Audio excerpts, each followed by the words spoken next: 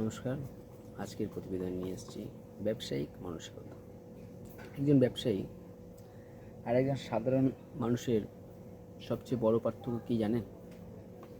একজন সাধারণ মানুষ সমস্যার দিকে তাকায়, কিন্তু একজন ব্যবসায়ী দেখেন বিনিয়োগের সম্ভাবনা। ব্যর্থতা একজন সাধারণ মানুষকে থামিয়ে দেয়, কিন্তু একজন ব্যবসায়ী ব্যর্থতা থেকে শিক্ষা নেয়, আবার নতুন করে শুরু করে।